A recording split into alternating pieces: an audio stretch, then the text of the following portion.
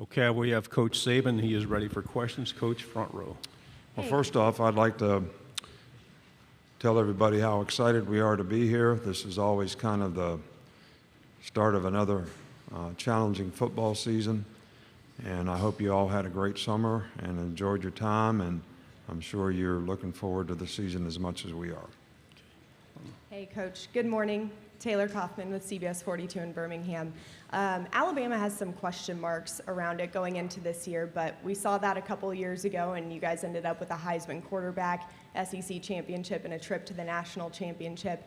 Do you kind of like when the media and fans have some question marks about you guys, opposed to headlines that maybe read you guys are a shoo-in for the championship? Right. Well, we're never a shoo-in for the championship. We always have question marks about our team. Sometimes you all don't recognize them as clearly as what they might be, just like last year's team. Yeah, we had a great quarterback coming back. We had a great player in Will Anderson on defense. We had a lot of question marks on our team, but that gets overlooked because you have these two star players at critical positions.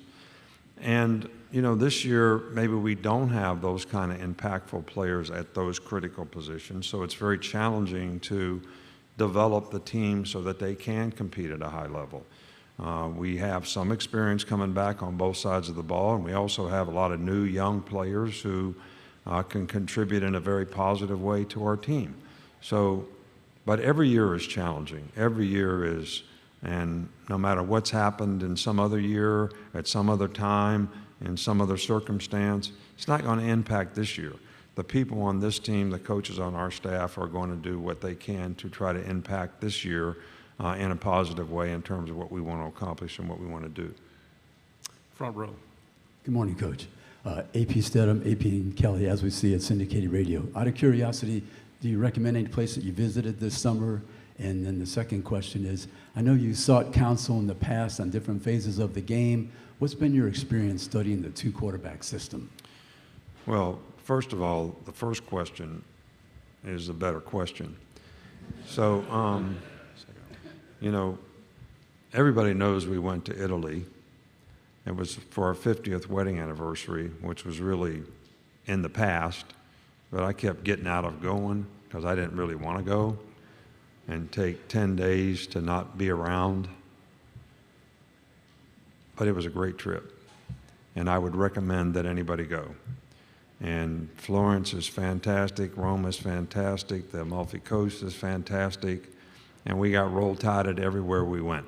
So if you think you're going to be incognito over there, that's not happening. So, and the second part is, you know, we need for all of our quarterbacks to develop on our team.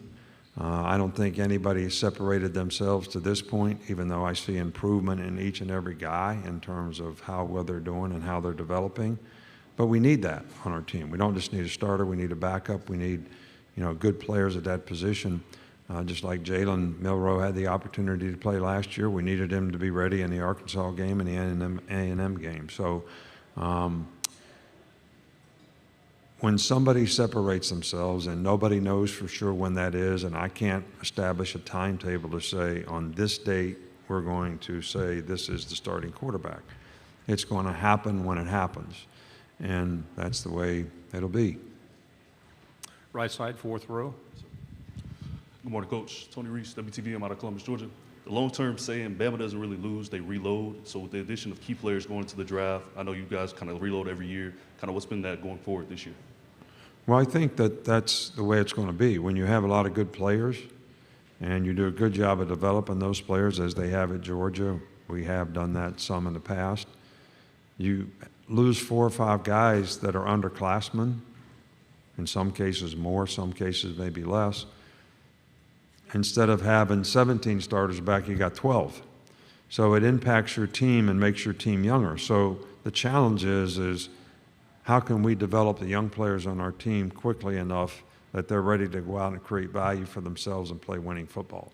That's the challenge. So, and that's what we've had to do in many years. Some years we've done it better than others.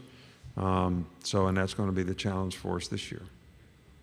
Left side, second row. Ryan Hennessy, WVTM, NBC 13 in Birmingham. Coach, you're over here. Your offensive coordinator's 30 years old.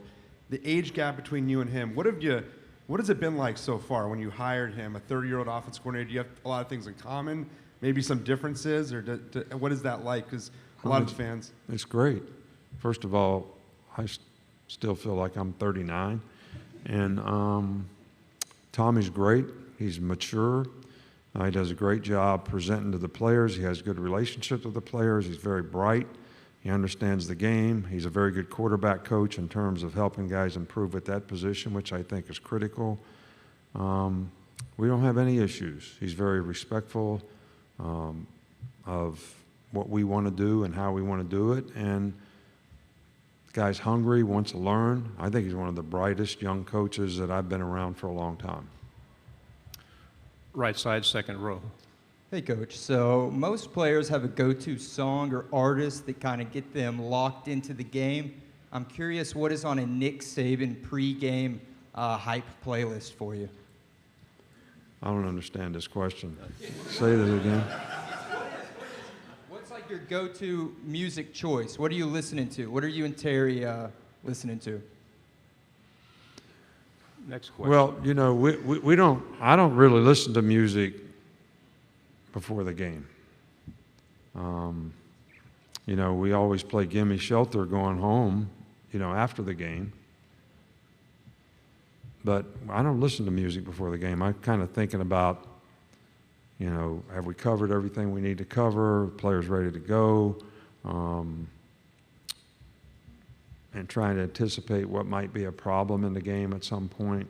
So, I mean, if you walk around a locker room, you can get entertained quite a bit because most people are listening to music, which I think is a way the players are trying to relax, you know, a little bit and curb their anxiety. And I think that's a good thing, but I just never did that, so I can't answer that.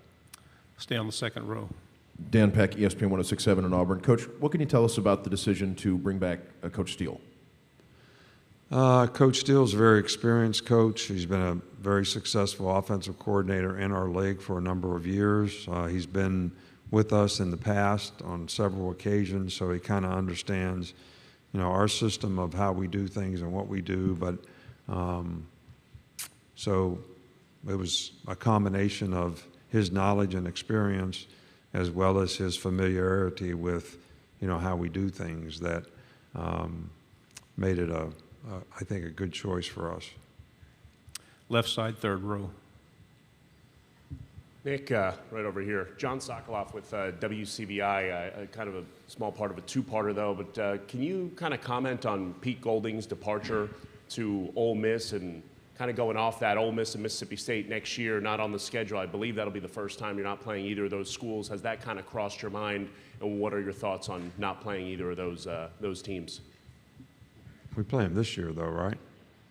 So you think I'm thinking about who we play the next year? I haven't even looked at the schedule yet. So I can't, no, I haven't given that any thought at all. Look, everybody needs to make their personal choices and decisions about, you know, where they think they best can develop their career. Pete did a great job for us. I like Pete. You know, he improved every year with us in terms of how he did his job, which I was always pleased with. And he chose for personal reasons or whatever reasons that was a better opportunity for him to go someplace else, and that's his prerogative. So, and we wish him well. On the aisle, fourth row. Coach Saban, Corey LaBounty, we got a chance to see a different side of you this summer with the virtual reality game. I know you like to dominate your opponent on the field. Did you dominate the virtual reality opponent, and what game were you playing in that virtual reality? You know, I don't know. You have to explain it to me because I didn't see it. So what?